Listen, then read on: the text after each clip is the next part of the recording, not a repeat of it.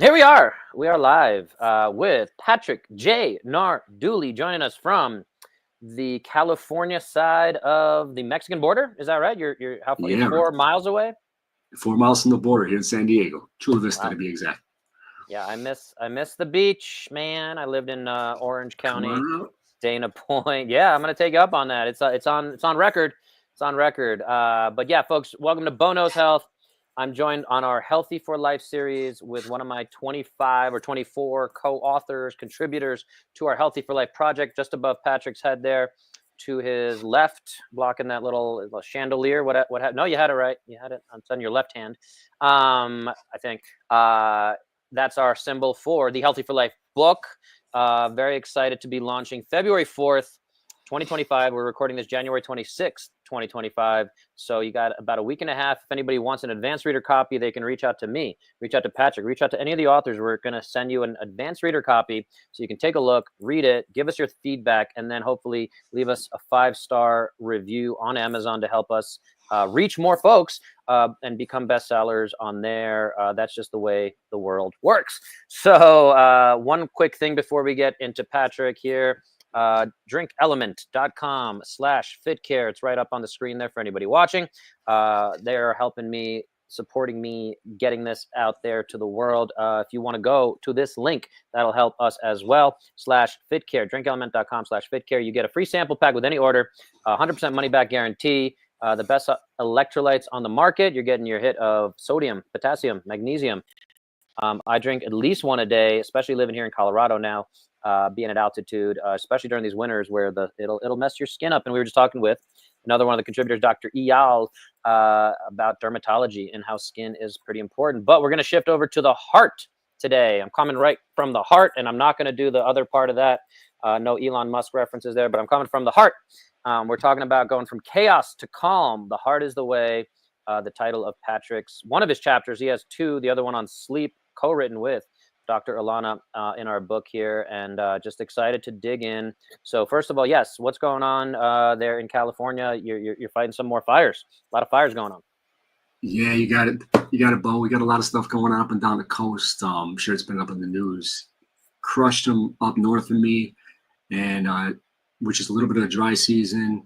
Carried over here, and it's literally on the other side of the border. So we're pretty safe in the house that I'm at. But we got a lot of friends that are really close to it and got those warning orders standing by. So we're doing everything we can to support them out there.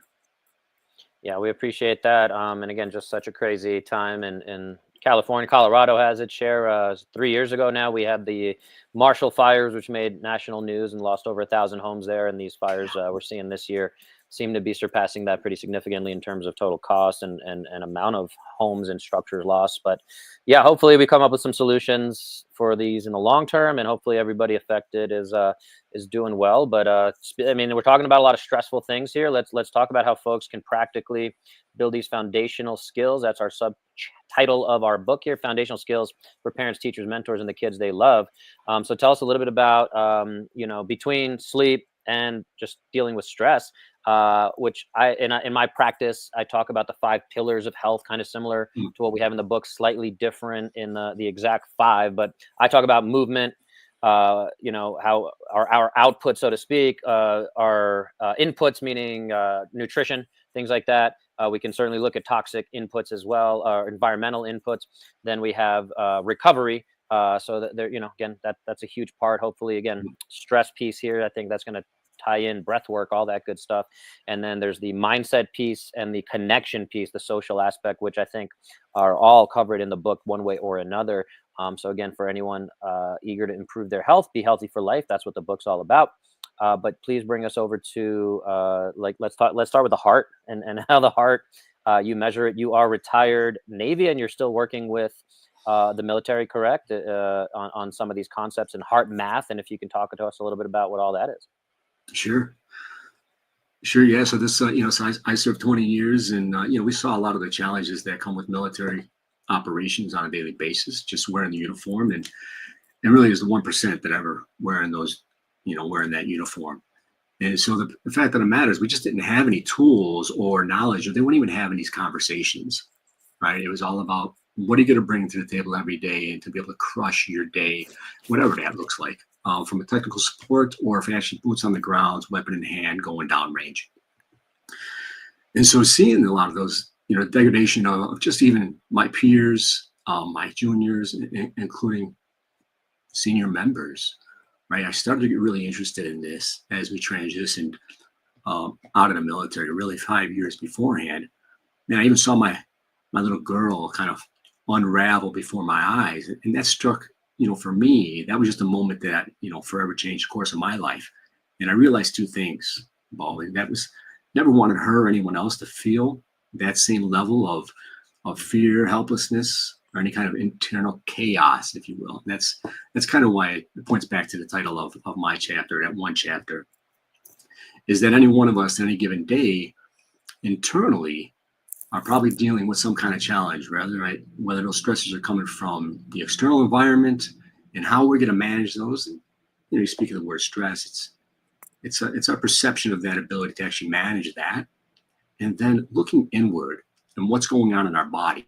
And anytime we see any kind of dysregulation, it really comes down to, are we equipped with the knowledge, any of the tools, the techniques, or strategies to be able to mitigate that, to stay composed in that moment and not tap into or deplete all of our resources, which can happen in a moment's notice.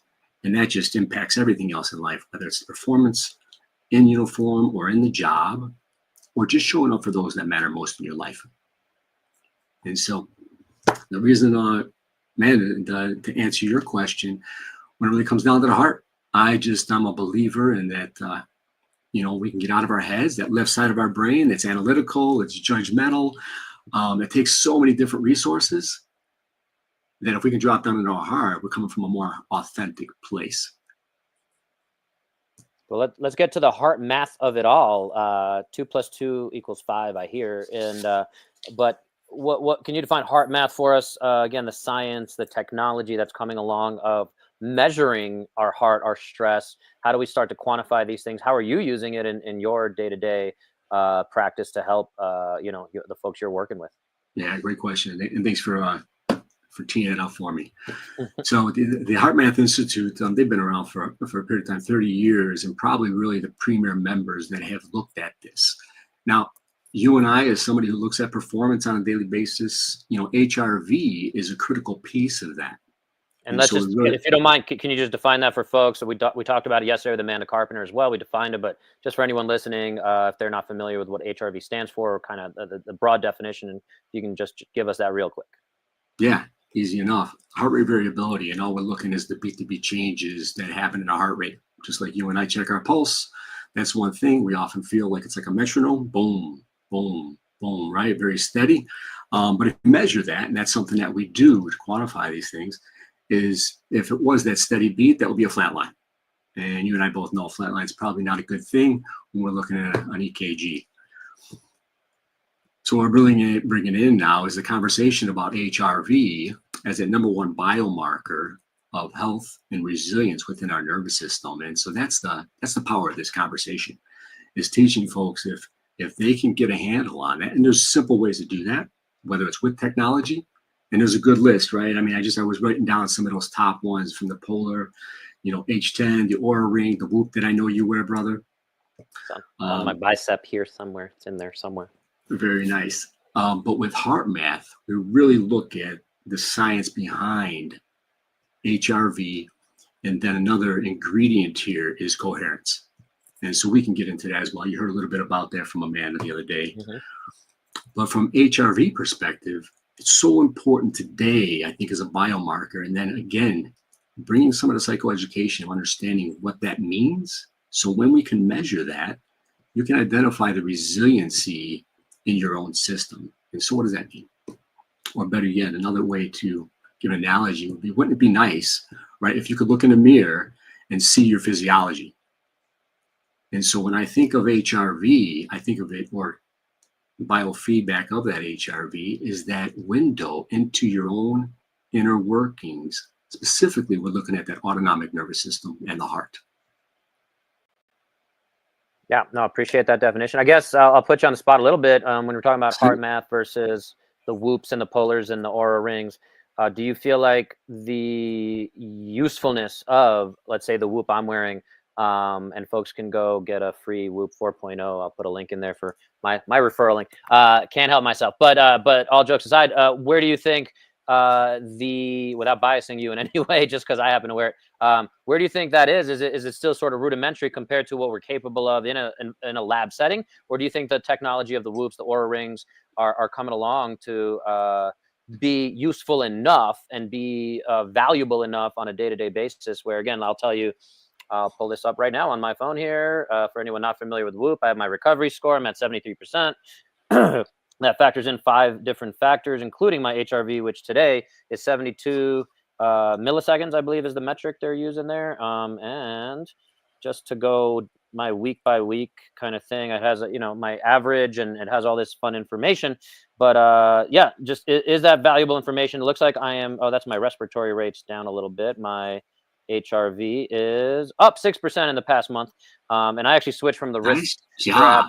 Thank you. I switched from the wrist strap to the bicep band, which I think is improving a little bit of my markers. It's changing the way that's getting read and affecting a lot of things, including my strain. So there's a whole nother way we can talk about that if you want to geek out on it. But I also think I'm doing dry January, so perhaps my numbers are improving a little bit from lack of alcohol, which has been shown time and time again, study after study, to alcohol decreases your recovery and your overall nervous system. So I'd love to hear some of your thoughts on that. But the question I want to just make sure we touch on is, do you think that is information that is useful, similar to a weight scale? We can say, hey, is my weight going up and down? There's so many other markers of health.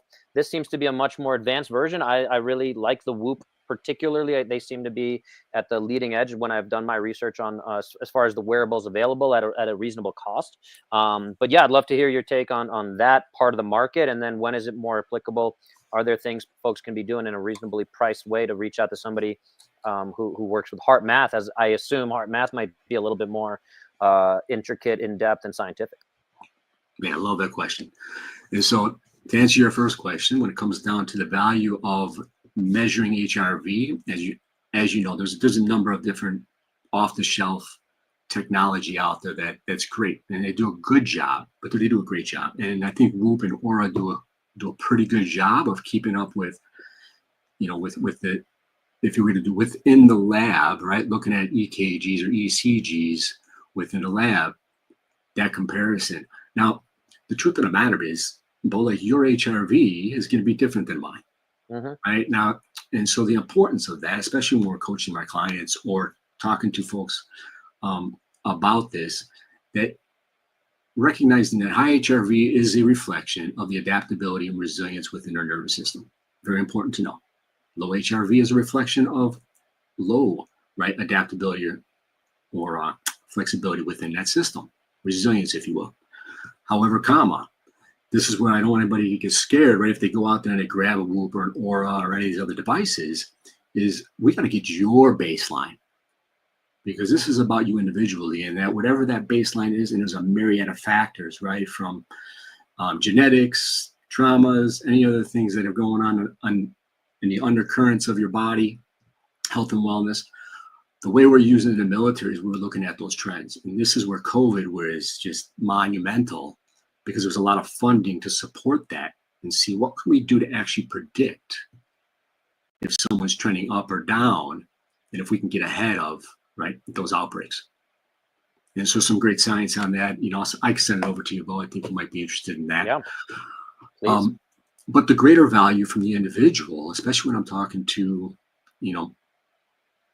my clients, is that, they often say, well, what's good HRV?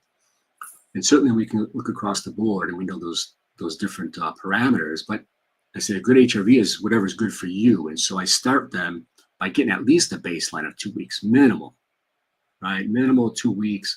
From there, now we can start looking at the trends. And then we can start having those beautiful conversations of looking at, I'm just one of those guys, like 72-hour rule.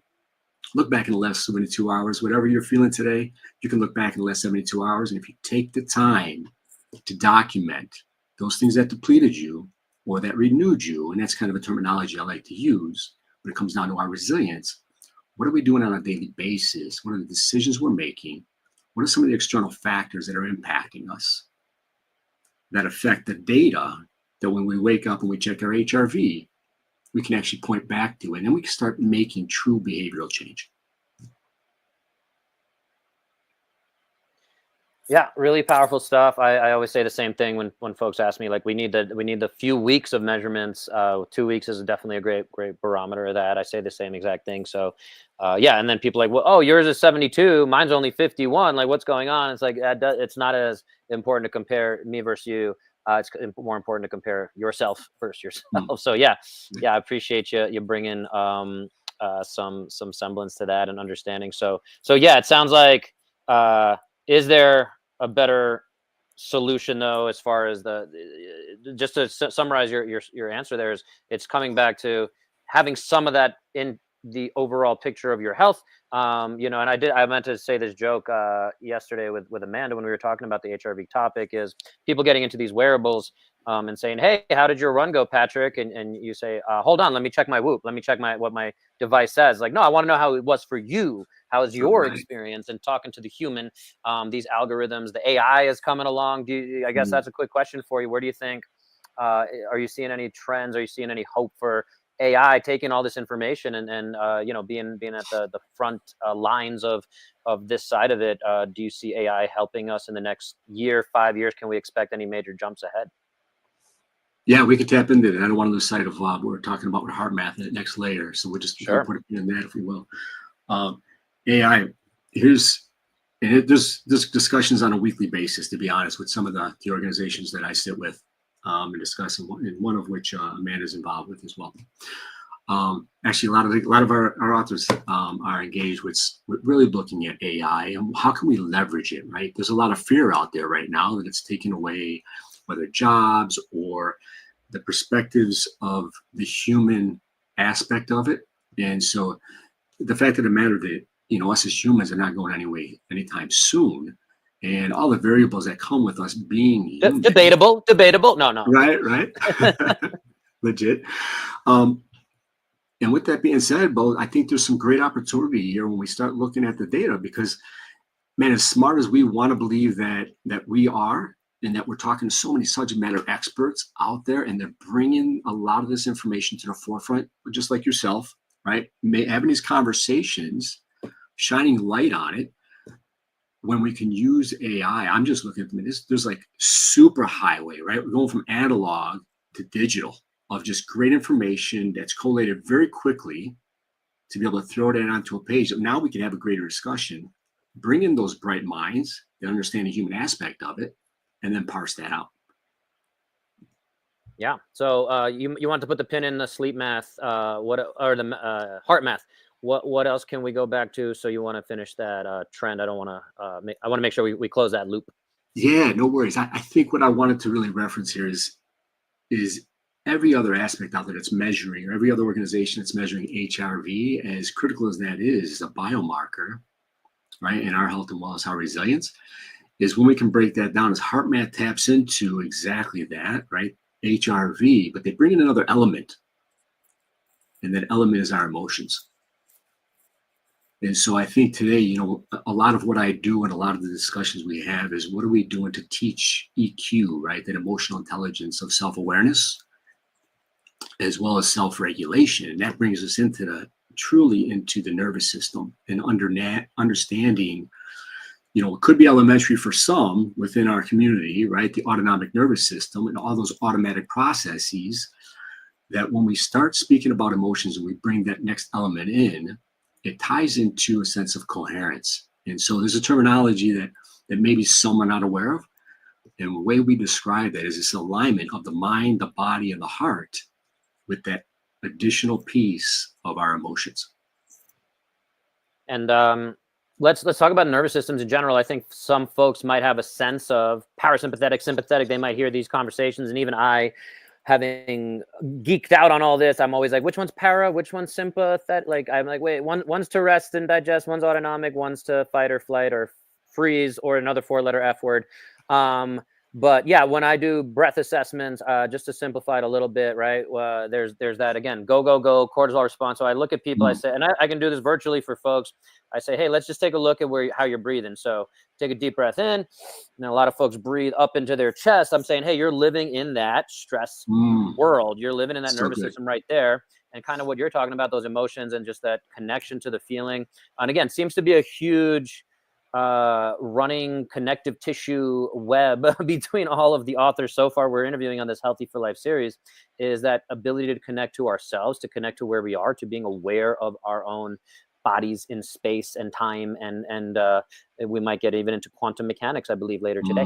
Mm, So bottom line is, I say, hey, you're living up here when you can breathe down into your belly.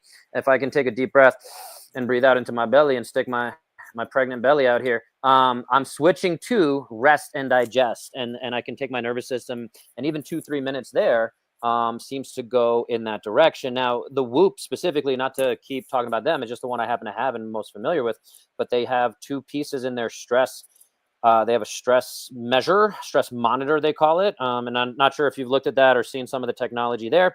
I couldn't even tell you all of the specifics of exactly what they're looking at within the stress piece. Obviously, if I do my sauna, it's high stress. It goes from 0.0 to 3.0. I'm in my sauna for 20 minutes at 200 degrees. It shows that I'm in that 2.8 stress. Again, good stress, bad stress. We can go into the depths of that. But what I was going to get to as well is they have a relax. You can do some breath work here. You can click on that. It takes you through a 3-minute guided relaxation breathing that Dr. Andrew Huberman talked about, of physiologic sigh, if you're familiar with that one. And then there's yes, another one sir. of the more kind of Wim Hof guided breathing, of the fire breathing. And that's supposed to increase your alertness just by changing your breath in a few minutes. And so you can track and monitor some of those breath work pieces. It's built right into the app, which I think is not utilized enough. I am aware of it, and I don't even find myself taking advantage of that 3-minute piece. But all that to say, if you have any other thoughts on or ways that folks can maybe make the nervous system, parasympathetic, sympathetic, fight or flight or freeze, or the other F word, or rest and digest, which I talk about a lot in my rehab work when I'm with in the physical therapy space, especially post-surgical. I tell folks, hey, you want your body to rest and digest and not be stressed out. So as far as what your body's capable of, we need to be able to monitor that and manage those concepts. So take us a little through the nervous system, mm, maybe the way you talk about that, and maybe breaking that man, down for folks. well, I love that question. So, and given just being courtesy of time here, I'd No, like you're to good. frame this. Just keep I'd like to going. frame this. Good to go. I want to frame this for us and for your audience. There's a strategy that can be imparted here, right? Just first and foremost, it's beautiful to get into the science of the heart. And again, I can always share some references there and what that looks like. And that we know when we tap into the heart, we can change the heart rhythms. And so I'll give you 2 frameworks, and then the other one will be strategies. One of those frameworks is for folks to just understand heart rate, HRV, and HRV, I would say heart rhythm coherence. And what HR, easy enough, right?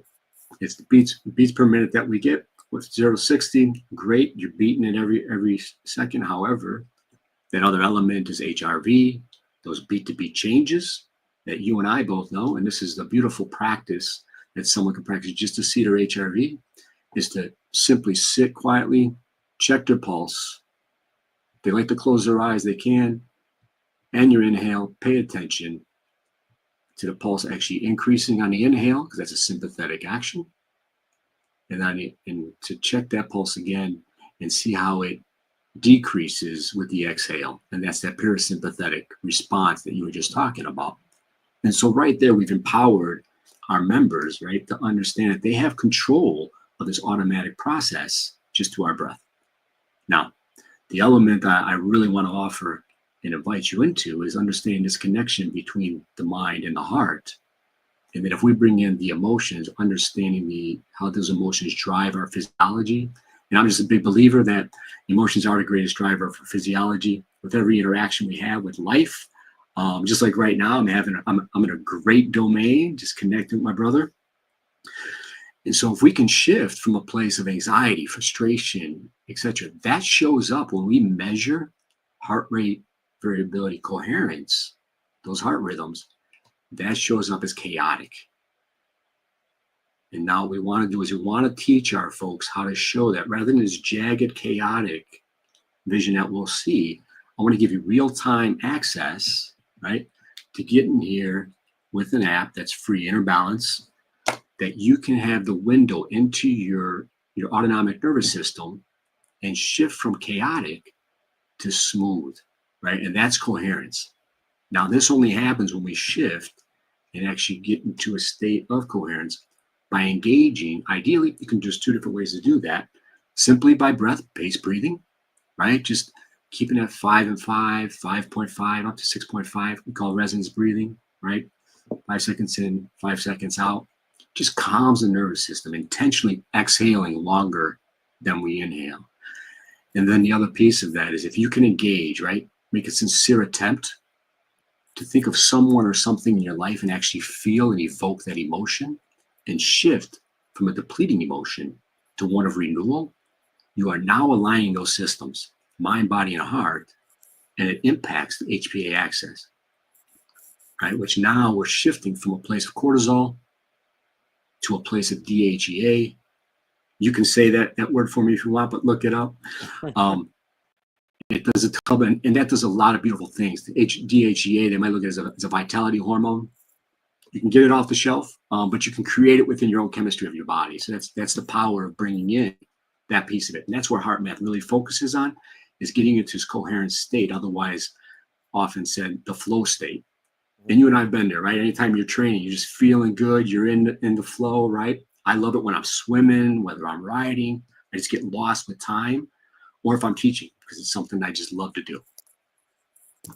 I'll pause for any comment. Like you're doing right now. You're doing it right now. I feel Legit. the flow.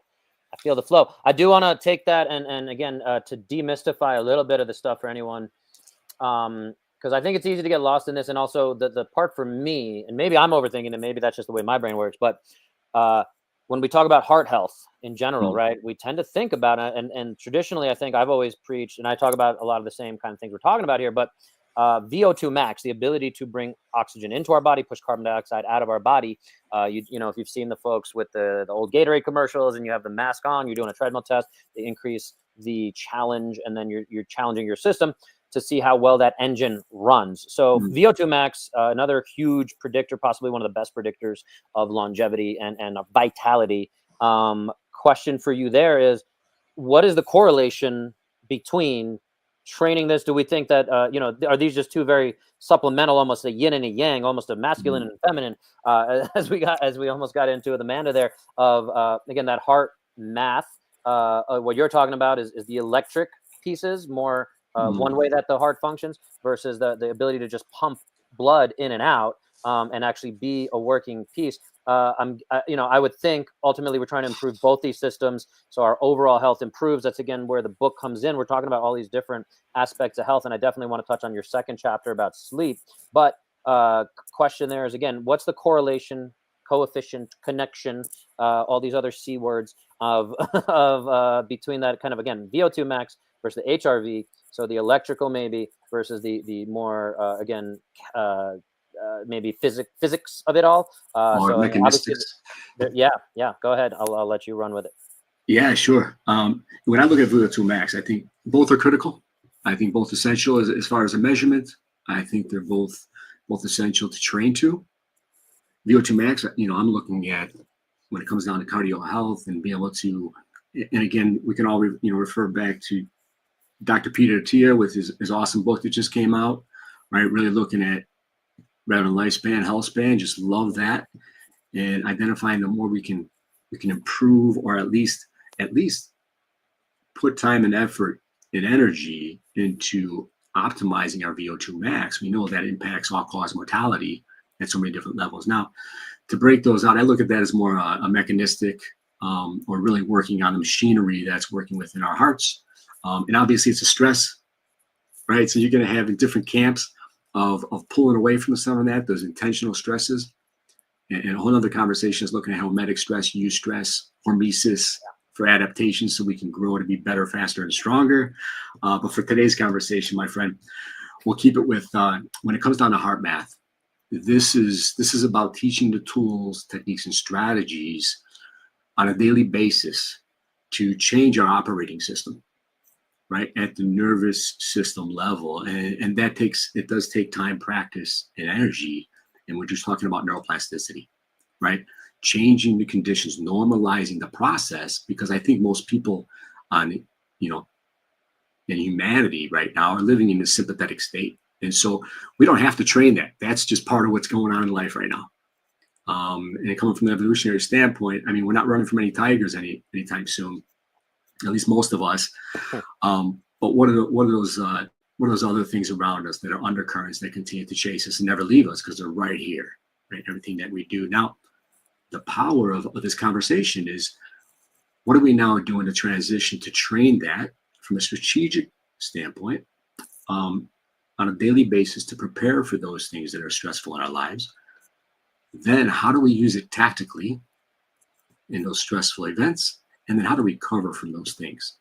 But not to lose sight of what you were saying, Bo, and what you were trying to get at here is, I really look at, when it comes down to getting into coherence and practicing coherence, and the power of using technology to leverage technology rather than putting it aside as much time as we need in nature, that we have a window and an opportunity to see what's going on in our body real time, and then to practice the strategies and techniques in those moments so you can see the changes. But more importantly, and you said this up front, to feel what it is to be in coherence, to be in flow. Because guess what? To be honest, this is my training wheels, and I got to toss it away sometimes, because when I'm in a stressful event, I'm not going to pull that out.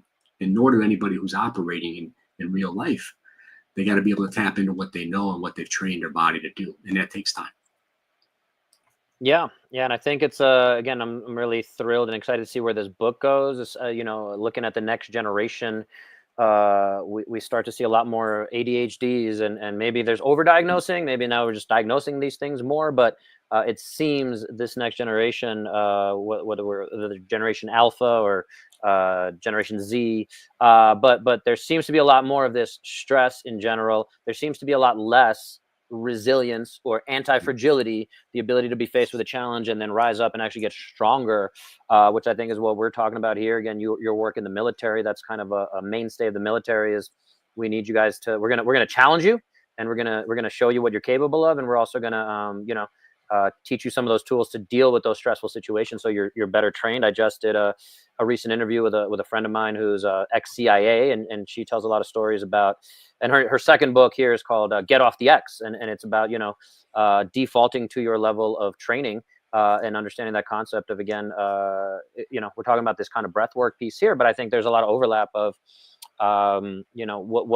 how do we better prepare our children? Again, I have a toddler right now, and my goals, I keep thinking about, like, what lessons do I want him to have when he's 12, when he's 22, as he goes into life. I want to make sure I'm giving him as many of those tools as possible. So yeah, to bring some of these pieces together, I think looking back in history, for anyone, I like to give this context as well. When I talk about these aspects, again, all of these things we're talking about here is not new. We've seen it in religious practice. There's a reason, I think they would have a weekly meeting, whatever religion it is, or even in Muslim practice, you're doing 5 times a day where you're practicing, you're chanting, you're thinking, you're trying to connect to these pieces, whether again, not getting into any of the religious pieces, but there's part of that where, again, the physiology, I think there's a lot of actually well-documented research of that chanting. You see a basketball player about to take a free throw, and he takes that quick inhale, steady, longer exhale to calm his nervous system so that he can focus on the task at hand. You think of somebody, a sniper, I don't know how many of us listening or watching have shot guns or on that level where, but there's that moment where you really have to focus your attention as much as your adrenaline might be jacked up. So anyway, I'm kind of jumping all over the place. So I don't know if you have any closing thoughts on that before we move on to the sleep piece of the heart math of it all.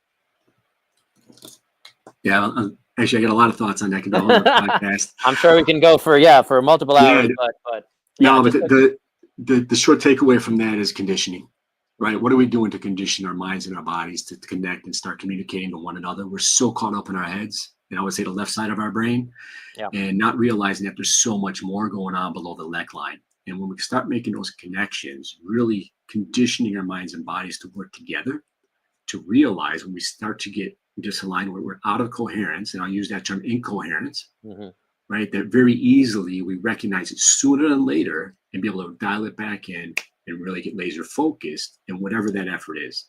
And it's so energy efficient, right? Than when we're working in all different directions and we're distracted by everything else in life.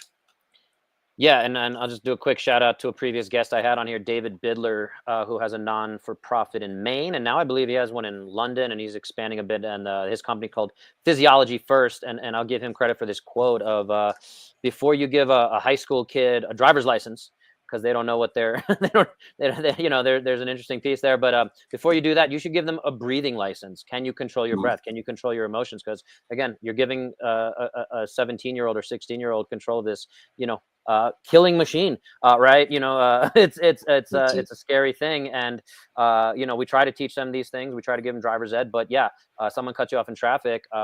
It's a whole nother world to be able to calm your nervous system, get out of that rage. We call it road rage, and we think Mhm. that's just an acceptable thing. But again, can we work on these practices in that concept? And again, what he does in his not-for-profit, he has a gym. He's putting people through kind of barefoot workouts, nasal breathing workouts, all these kind of sort of stressful Wow, environments, and you're taking these amazing. folks. Yeah, so again, ties in a lot to a lot of what we're talking about here, and again, with all the other co-authors of our book. I don't want to lose sight of that. And with all that said, let's take it to your second chapter, about sleep, the night shift, recharging, repairing, and building resilience while we rest. I love the alliteration, but take us through a little bit about, again, I have all sorts of thoughts about sleep. We could probably do multiple hours on sleep alone, but give us what you got. Yeah, I think overarchingly, it's, we can talk about nutrition and exercise, and those are all important. The one thing you can't cheat is sleep.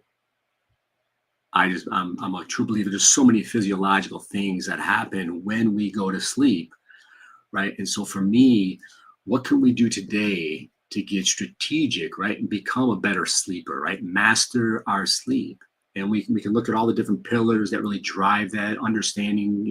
Sleep drive. What does that mean?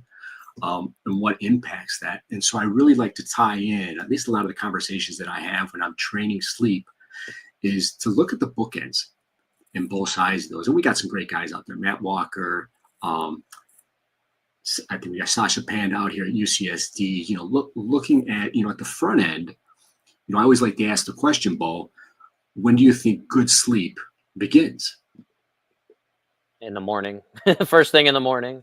Right, and so And it's because and you know the science. yeah, I know the science, and I always like to, when I understand where you're going, and for the listener here, circadian rhythm, right? People probably have heard that term. It actually took me a long time. I've been interested in this for since I've been in this space going into 3 decades now, I guess. But circadian, circa dia, approximately, we say circa 1775 or whatever, right? We say circa approximately dia, day, about a day, about 24 hours. They've done the Mm. studies where they put someone in a cave where they have no access to light and they have no understanding of time. Their bodies will find that kind of about 24-hour cycle. It's definitely built into us, and the connections to the sun and things like that. That's why I know daylight savings time is a whole debatable, controversial thing. Right. But yeah, basically, so it's a throwback to you. But yeah, I find that super fascinating. That yeah, we have to start the day. And again, we talked about Andrew Huberman,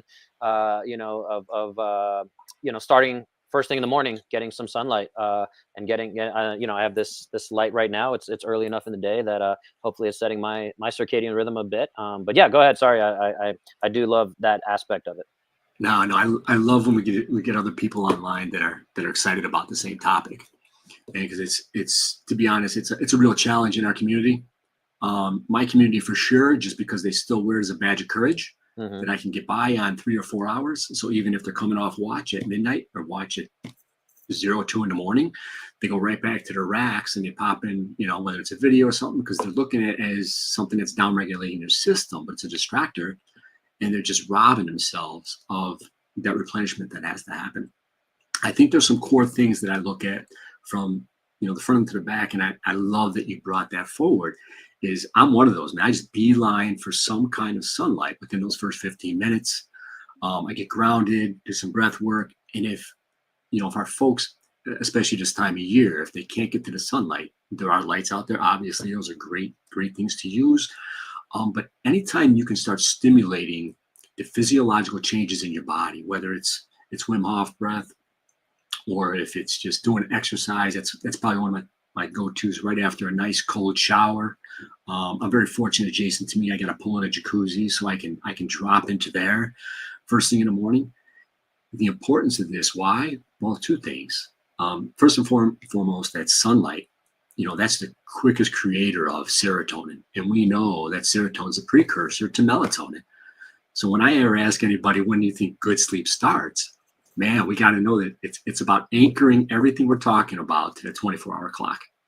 And there's so much beauty. If you ever, again, for any of these, I just implore you to go out there and research this, to see that on every hour of every day, there's these beautiful physiological processes that are taking place to really set you up for success in your performance.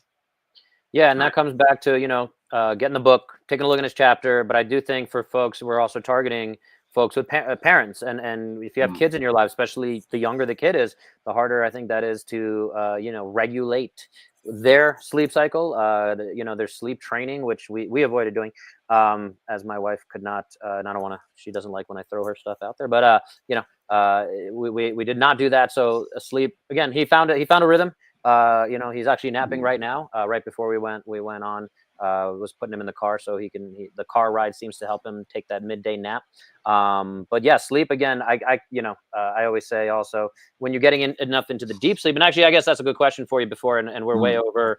I say I want to keep these to 30 minutes here, but I'm geeking out with you and enjoying it. So please, everyone, bear with us. But yeah, again, when we talk about sleep, and I've heard this as well. This is my sleep tracker from last night. It's breaking down my kind of REM sleep, non-REM sleep, awake, light, deep sleep. How much stock do you think? How much accuracy do you think is in that? And again, like I said, I found it's been a lot more accurate having it on my bicep strap versus on the wrist, where it's, I think, able to get a little less of the, whatever ambient noise or just the random things, and it picks up on that. Where again, I think the rings also, not to know if the Aura rings a lot less accurate, but I do find having it on the bicep strap, and I've heard that reported a ton, seems to get me much better data so far from what I've seen. But again, compared to laboratory studies, if you're actually dealing with like a sleep apnea type issue, obviously we probably want you to get into a lab and get some more serious studies. But where do you think the science is on these wearables, looking at REM, deep sleep, and practically understanding that as a consumer of all this, and just trying to get better sleep, whether you have a toddler or you have teenagers or or no kids at all? No, I can appreciate that question. So, I mean, and some of the stuff that you were talking about, both, I mean, true polysomnography, right? Getting in there. And I had the opportunity for about 3 years to watch other people sleep. Kind of creepy, but working in a sleep lab, one of the premier military sleep labs out here in San Diego. And so there's so much to be learned there. And so when it comes down to trackables, it's exactly what they did. I'll send you a paper, brother. But they've looked at all the different off the shelf, because that's the intent, right? We can't just take polysomnography and take it out to the fleet or anybody who's operating. We know it's very cumbersome and time consuming, but what can we do to take something off the shelf that's along the same lines, or at least similar? And I think what we're seeing out there, at least what I'm seeing in the research, Whoop's doing a great job, Aura's doing a great job, Apple's not bad, Fitbit's not bad, but those two that we first referenced, and I don't have no affiliation, by the way, just a fan and a user of them. And that's why I use them, right? Because I love the science behind it. We're finding that you can really see those trends. Now, how do we see that in the future and supporting anybody who's really challenged with this or working on something like this? We're silly not to. And this is where I love to really tap into the technology, is because awareness is king. Greater awareness. And now, if it causes you stress, different story. We, take off the tech and just enjoy your sleep, and just try to go back to regular sleep, right? And you hear Matt Walker say that regularity is king when it comes down to our sleep or any of those other physiological processes. But I'll tell you, Bo, that's something that prompts myself and my wife to think about my behaviors throughout my day and how I'm going to sleep, because I'm able to look at the data and I'm able to see those changes. And when I wake up and I see that my sleep wasn't good, say if I didn't have deep sleep now, and you heard me talk about the 72-hour rule, I can look back 72 hours and say, what did I eat? What kind of exercise did I do? What stressors are going on in my life that impacted my deep sleep that I'm not getting that 15 to 20% people are striving for, and I'm only getting 10%. because all of them matter, right? Every single one of those matter. We know that. And that's another conversation that's beautiful, is look at the architecture of sleep and how, at the front end, all those things from spinability are healing our system, right? The lymphatics, the lymphatic system coming up and cleaning out our brain, all those amyloids that are leading to dementia and all the other problem spaces we're seeing within our brain. And then on the back end, REM sleep is so important, as we know, because there's a lot of, and people don't recognize this or realize this. Brother, if you look at it, first 4 hours really focusing on increased human growth hormone and just really, again, the healing piece. And then there's it, when it comes down to REM, man, a consolidation of everything that we're learning. So for any of those kids out there that are thinking they got to stay up all night or do those overnights, and I know when you're going through a doctorate program, I'm sure you did it, the all-nighters, but how do we show up the next day, right? We didn't consolidate any of that information. So you're probably getting a smaller percentage of what you truly could get if you try to lock in those 7 suggested, right, prescribed 7 to 8 hours, so you can get through all the different pieces of that architecture that are impacting, optimal sleep. Yeah, and I think it's becoming a little bit more, thousands of voices becoming more mainstream, if you will, that prioritizing your sleep is vital. And I think it's still a little bit whatever out in the ether of like, how do I actually do that? I do think, again, these wearables are helping us at least track that. I think there's all the keep your temperature of your room is a huge piece. Sleep hygiene is a term that's become very, again, a little more mainstream, hopefully. I don't know if you've seen this Brian Johnson documentary or Sure. film on Netflix, How Not to Die. He's become like the latest, or the trying to become the emergent face of the longevity movement. And again, number one thing he says, and it seems to be the most well evidence-based aspect of living better, is sleep better. Prioritize your sleep. So hopefully folks are getting these messages, whether they're here, and hopefully they go get our book, and can check out your chapter on sleep as well as the heart math aspect of it. I think they all work together, and we need to be raising all these ships, or raising all these tides. I would agree, my friend. Yeah. So we've gone a little over time. That's totally fine. Again, I feel like we're getting into these conversations. Before we go, I want to give one more shout out to my sponsor, Element, drinkelement.com/fitcare. You can get all of your flavors with any order there. Appreciate you guys going to that link, helping me out there, sending my kid to college. Not quite yet, but that's fine. And then before we go, Patrick Nardulli, thank you for your time. Thank you for your service to this country. I think, again, the military has gotten this interesting, people kind of do the lip service there, but I do think the way wars aren't fought the way they used to be fought, so we don't think of the foot soldier on the ground, but I think our military is quite important. Some folks can lose sight of that. So thank you for what you did with your service, and now you're still hopefully helping our folks, live better lives outside of what they're able to do in the performance, and have less negative effects from what that job entails and the sacrifices they're making. I think that's something that we hopefully will keep pushing for. But so thank you for all of that, and help and keep us safe in a lot of ways from what you do. So I hope that doesn't, sometimes it feels just kind of like thoughts and prayers, and not to make fun of that, but yeah, I think it's very heartfelt. Thank you for that. So anywhere folks can go connect with you, Patrick, outside of getting your book and seeing all the amazing resources there, where would you like to direct folks, and any closing thoughts for you? Yeah, no, I appreciate that. Folks, we got the website coming up to give you those resources and to lead you to greater resources, which I'll be pointing back to Bo, because he's a great resource. And I think we're coming out with the book as well here shortly. It'll have February 4th. February 4th, folks. I didn't say that. So we're 2 Tuesdays away. And last terms for everybody is, self-care is not selfish. It's not just about living longer, but it's about living better. Love that too. Thank you for that. With all that said, I hope you guys got at least 1% better today. I know I did. Patrick, thank you again. Stay safe out there with the fires, and keep fighting the good fight. And we'll see you guys next time, and go get the book.